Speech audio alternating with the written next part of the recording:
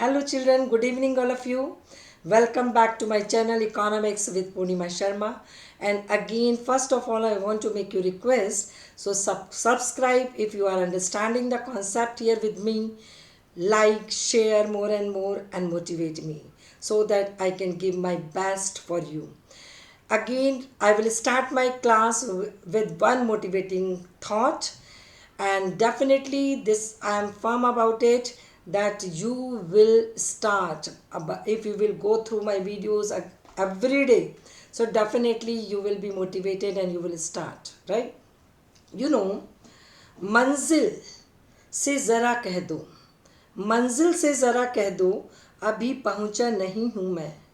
मंजिल से ज़रा कह दो, अभी पहुंचा नहीं हूँ मैं। मुश्किलें ज़रूर हैं, मुश्किलें ज़रूर हैं, मगर ठहरा भी नहीं हूँ मैं। यानी कि आप भले ही मंजिल पे नहीं पहुंचे जो आपने सोची भी है, लेकिन आप चल भी रहे हैं, आप मंजिल की ओर जा रहे हैं। अगर पहुंचे नहीं है, फॉरगेट अबाउट इट, आपका टारगेट रिसीव नहीं हुआ है, फॉरगेट अबाउट इट, लेकिन आप उसको पाने की इच्छा में अभी भी कॉन्टिन्यूस इफर्ट्स कर रहे हैं। ठीक है, तो जब इफर्ट्स अभी आपके नहीं रुके, ठीक है, तो डेफिनेटली मंजिल को तो आपके पास आना ही पड़ेगा। तो अगेन आई एम रिपीटिंग, मंजिल से ज़रा कह दो, मंजिल से ज़रा कह दो, अभी पहुंचा नहीं हूँ मैं। मुश्किलें ज़रूर हैं, क्योंकि कोई भी मंजिल पाना आसान तो होता नहीं बच्चों, मुश्किलें तो आती ही हैं, राइट। उस सफलता का मज़ा ही क्या जिसमें मुश्किलें ना आए, राइट। तो मंजिल से ज़रा कह दो, अभी पहुंचा नहीं हूँ मैं। मुश्किलें ज़रूर हैं, मगर ठहरा भी नहीं हूँ मैं रुका नहीं हूँ। I am continuously moving ahead, right? So definitely I will reach to my target. तो same approach you have to keep with you. अगर टर्म 1 में मार्क्स नहीं आए कोई बात नहीं, continuously doing the efforts and definitely मंजिल को आपके पास आना ही पड़ेगा, right? Now I am going to start with a new chapter, right? This is foreign exchange rate, as I have written on board. I completed the government budget. You need to practice the numericals and HOTS and NCERT questions. If you practice more and more, then definitely your concept will be clear more and more. And with a more clear concept, you can answer any of the question to the point and will be successful to get good marks in your examination. अब आ जाइए, last unit start कर रही हूँ बच्चों में macro economics की, which is foreign exchange rate. ये इसमें 2 चैप्टर हैं आपके, foreign exchange rate and balance of payment. दोनों को मिला के यूनिट का नाम है आपका बैलेंस ऑफ पेमेंट, राइट। अब इस चैप्टर की क्यों ज़रूरत है, पहले आपको ये समझना है। इस चैप्टर की ज़रूरत है क्योंकि आज के टाइम में सारी इकोनॉमीज़ जो हैं क्या है, ओपन इकोनॉमी है। Open economy means we are doing the transaction with other countries of the world, ठीक है। अब अगर हम दूसरे कंट्री से ट्रांजेक्शन कर रहे हैं, दोनों कंट्रीज़ में अलग अलग करेंसी चल रही है, तो हमें सबसे पहले प्रॉब्लम क्या आती है कि हमें एक्सचेंज रेट डिसाइड करना पड़ेगा कि मेरी कंट्री की एक unit currency, right, 1 rupee note दूसरे यूएस करेंसी के कितनी यूएस करेंसी के बराबर है, तभी तो हम ट्रांजेक्शन कर पाएंगे बच्चों, तभी तो मैं यूएस से खरीद पाऊंगी, क्योंकि वहाँ से कोई सामान मैंने इंपोर्ट किया, ठीक है, और यहाँ से मुझे इंडियन करेंसी को एक्सचेंज करके डॉलर वहाँ पर बेचना है। तो आरबीआई कैसे डिसाइड करेगा कि मुझे $1 के बदले कितने पैसे देने हैं, कितने रुपए देने हैं। तो ये हमें सबसे पहले दिक्कत आती है कि हमें फॉरेन एक्सचेंज रेट डिसाइड करना पड़ता है once we are doing economic transactions, right, with other countries of the world, ठीक है। And related to this chapter foreign exchange rate. अब इस चैप्टर को बच्चों शुरू कराने से पहले इस चैप्टर को ईजीएस्ट बनाने के लिए मैं इस चैप्टर को रिलेट कर रही हूँ आपके लास्ट चैप्टर माइक्रो इकोनॉमिक्स का, प्राइस डिटर्मिनेशन। लास्ट चैप्टर था, डिमांड पढ़ा था, फिर सप्लाई पढ़ी थी, और फिर डिमांड और सप्लाई पढ़ने के बाद आपने पढ़ा था how the price is determined through market forces, demand and supply. उस चैप्टर को थोड़ा आपको यहाँ इससे रिलेट करना पड़ेगा, then this chapter will be quite easy for you. उससे रिलेट करके पढ़ेंगे तो आप चुटकियों में इस चैप्टर को समझ जाएंगे, ठीक है। नहीं तो क्या, बच्चे बड़े कंफ्यूज रहते हैं डायग्राम्स में, और ये इन सब चीज़ों में बहुत कंफ्यूजन रहता है बच्चों को।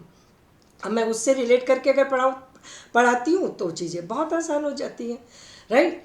अब ये क्या है बच्चों, वैल्यू है, ठीक है। जैसे इसकी वैल्यू होती है मार्केट वैल्यू, इसकी मार्केट वैल्यू। मार्केट वैल्यू किसी भी चीज़ की काहे से डिसाइड होती है, मार्केट फोर्सेस से, डिमांड एंड सप्लाई। कुछ फैक्टर्स होते हैं जो इसकी डिमांड को इन्फ्लुएंस करेंगे, कुछ फैक्टर इसकी सप्लाई को इन्फ्लुएंस करेंगे, और दोनों forces, market forces together will decide the market value of this duster, ठीक है। अब आ जाइए फॉरेन एक्सचेंज रेट। पहले इन दोनों में बड़ा कंफ्यूजन होता है, बच्चे दोनों को सेम ही समझते हैं। Foreign exchange and foreign exchange rate both are different. Foreign exchange क्या है, all currencies other than home currencies of a given country। जितनी भी वर्ल्ड में करेंसीज हैं, ठीक है, वो other than home currency of A given country, वो सारी होम कंट्री के लिए क्या है, फॉरेन एक्सचेंज है, फॉरेन करेंसीज है। जैसे इंडिया के लिए होम करेंसी क्या है, रुपी, और रुपी को छोड़कर, अदर देन रुपी को छोड़कर जितनी भी वर्ल्ड में करेंसीज सर्कुलेट हो रही हैं, राइट, चाहे यूएस डॉलर है, चाहे पाउंड है, चाहे दिनार है, जो भी ये ना, जो भी करेंसीज पूरी दुनिया में डिफरेंट कंट्रीज़ में यूज़ होती हैं, वो इंडिया के लिए क्या है बच्चों, फॉरेन एक्सचेंज, ठीक है। तो what is foreign exchange, all currencies here other than home currency, all currencies in the world other than home currency of A given country, they are known as foreign exchange, right। what is foreign exchange rate, अब हमने add कर दिया इसमें बच्चों rate. अब confuse नहीं होना, rate अलग है, फॉरेन एक्सचेंज अलग है। Foreign exchange rate, rate at which one currency is exchange for other currency. जिस रेट पे हम एक करेंसी को दूसरे करेंसी में एक्सचेंज कर सकते हैं, वो क्या होता है, फॉरेन एक्सचेंज रेट। जैसे कि 1 रुपये की, इस एग्जाम्पल पे मैंने लिखा है 1 रुपी की डॉलर में वैल्यू, 1 रुपये की डॉलर में वैल्यू, राइट। अगर मान लो 60 रुपीज़ चाहिए $1 को खरीदने के लिए, तो हाँ 60 rupees is the value of home currency, right, in term of dollar, right, कि $1 को खरीदने के लिए how much we have to pay, ये डॉलर की करेंसी है, किसमें, रुपीज़ में। और ये जो मैंने लिखी है 1 रुपी इज इक्वल टू 1/60 ये किसकी वैल्यू है, ये आपकी रुपी की वैल्यू है, किसमें, डॉलर में, राइट, कि 1 रुपये से हम कितना डॉलर खरीद सकते हैं, ये रुपए की वैल्यू को बता रहा है, राइट, कि 1 रुपये से हम कितने डॉलर खरीद सकते हैं, दैट इज 1/60।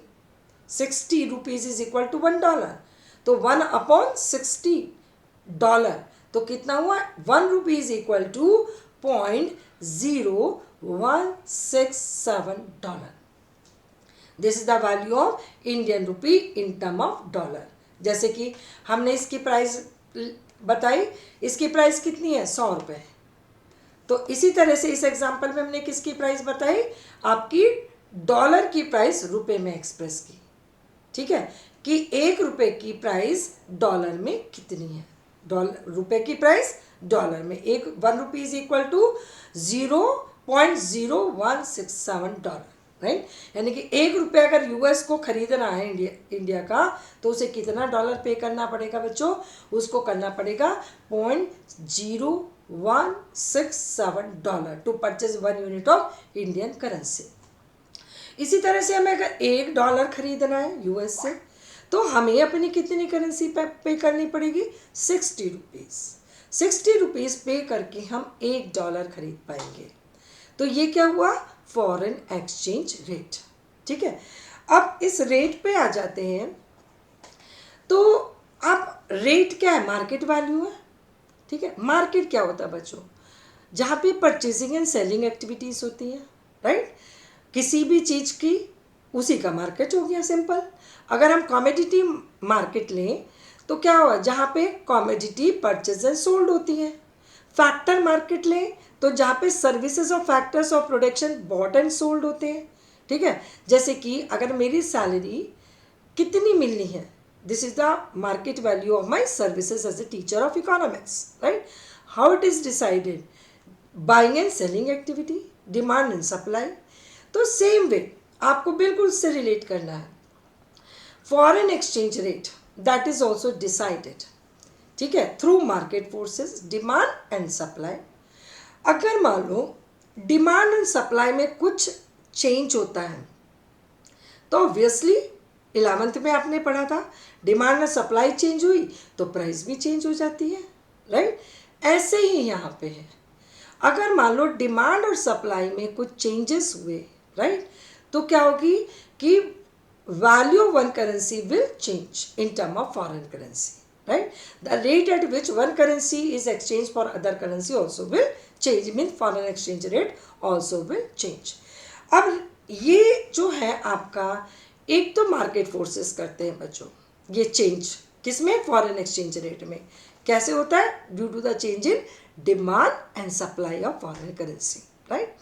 दूसरा, सेम चेंज कौन करता है? गवर्नमेंट करता है डेलिबरेटली। ठीक है, अपने ट्रेडिंग कंट्रीज को बाकायदा इन्फॉर्म करके कि मैं अपनी करेंसी की वैल्यू को कम कर रहा हूँ। जब डेलिबरेटली किया जाता है, किसी पर्पसफुली किया जाता है, कोई कंट्री करता है, राइट, तो उसको बोलते हैं रिवैल्यूएशन एंड डिवैल्यूएशन। डिवैल्यूएशन जब डेलिबरेटली फॉल कर रहा है अपनी करेंसी की वैल्यू को in term of foreign currency, to increase export, to contract import, to correct balance of payment, ये पर्पज़ है उसका। ठीक है, तो उस रिजर्व को बढ़ाना, फॉरेन करेंसी के रिजर्व को बढ़ाना, तब ये क्या होता है बच्चों? डिवैल्यूएशन। इसमें भी fall in the value of currency हो रही है और डेप्रिशिएशन में भी, राइट? दो चीज़ आपको मैं बताऊंगी, depreciation and devaluation and appreciation and revaluation. ये क्या चीज़ें हैं, क्या डिफरेंस है इनमें? ठीक है, depreciation, just a minute,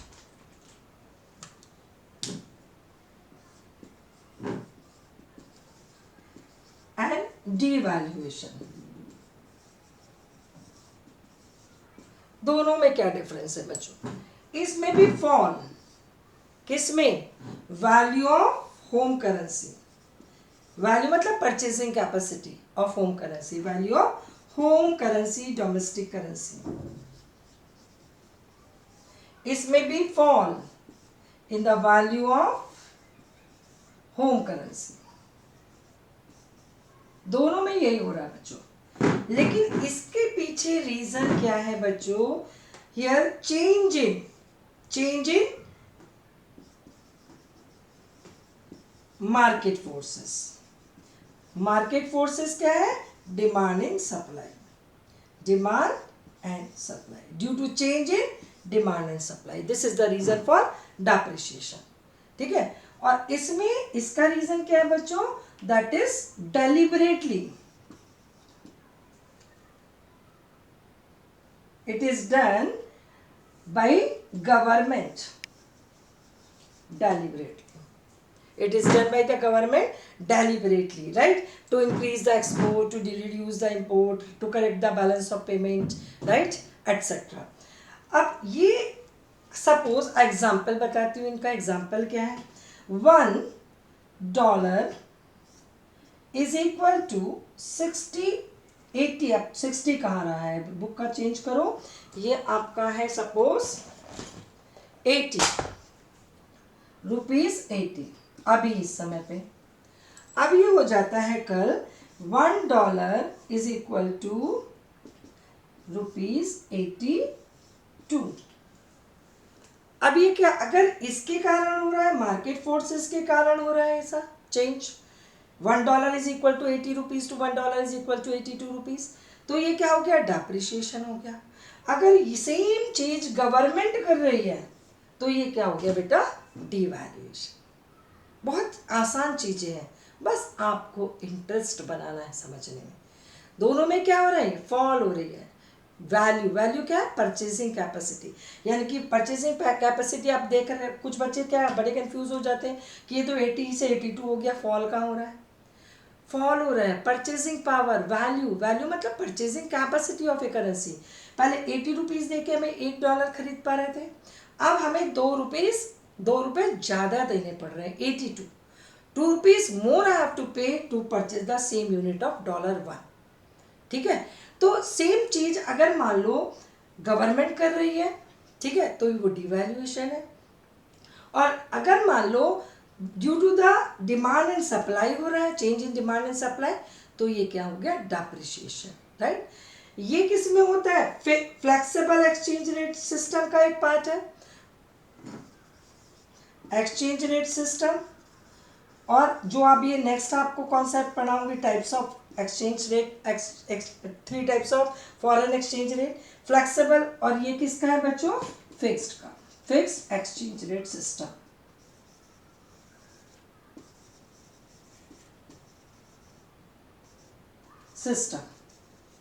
ठीक है, ये अंडर फ्लेक्सिबल और ये अंडर फिक्स्ड।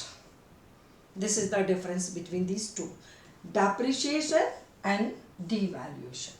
अब आ जाइए नेक्स्ट, रिवैल्यूएशन एंड एप्रिसिएशन। ये दोनों में क्या है बच्चों, revaluation and appreciation, appreciation and revaluation, दोनों का मतलब है increase in the value of home currency, increase in the purchasing power और the here value of home currency, increase in the value of home currency in term of foreign currency due to market forces, change in market forces. Market forces क्या है, demand and supply, right. ये क्या है, demand and supply. जब demand and supply में change होने के कारण किसी भी कंट्रीज की होम करेंसी की वैल्यू क्या होती है, बढ़ जाती है, ठीक है। उसकी परचेसिंग पावर बढ़ जाती है, उसकी वैल्यू बढ़ जाती है, तो क्या होगा, वो एप्रिसिएशन हो, यानी कि होम करेंसी अब ज़्यादा यूनिट खरीद पाती है, किसकी, फॉरेन करेंसी की, उसको क्या बोलते हैं, एप्रिसिएशन।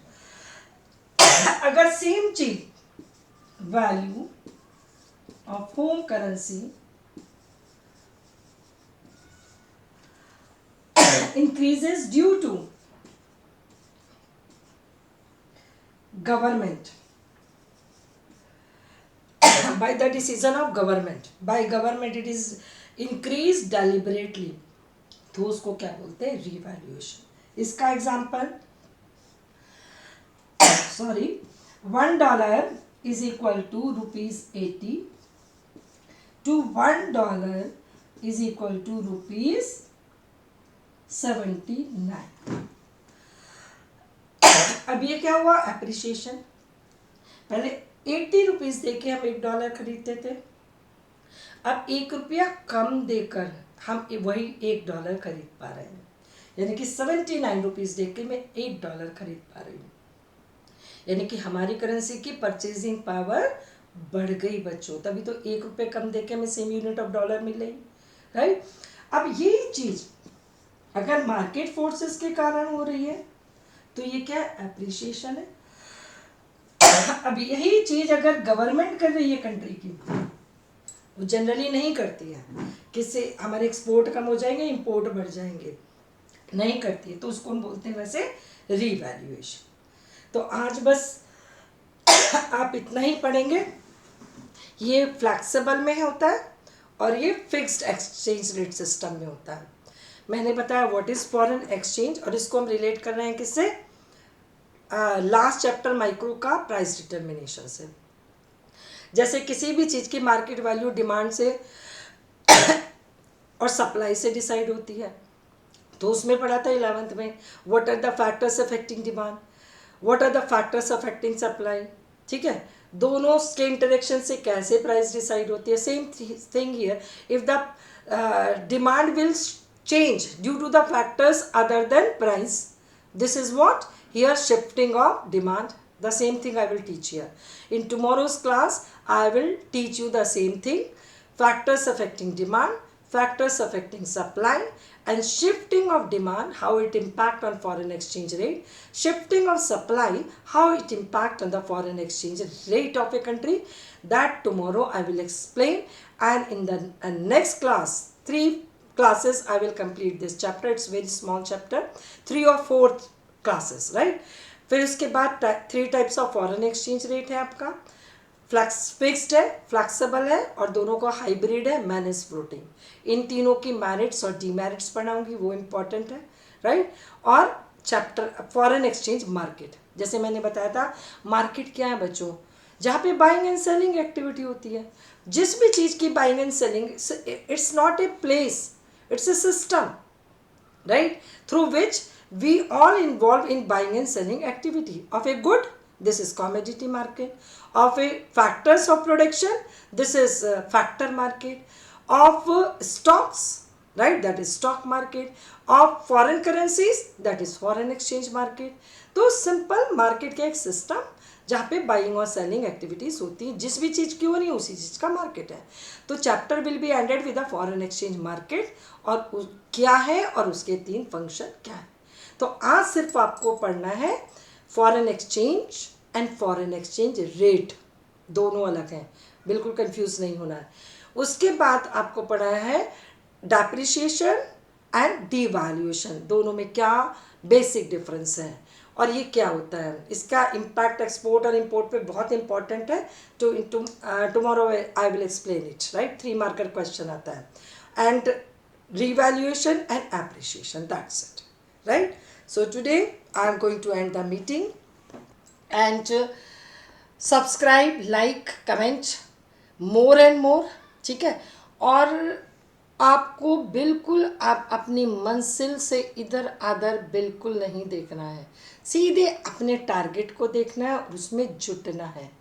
अगर थोड़ा सा भी आप मेरा रिस्पेक्ट करते हैं कि हाँ मैम हेल्प कर रही है, मैम कुछ इफ़र्ट्स ले रही है, तो प्लीज़ मेरी बात को वेटेज देते हुए उसको सुनो।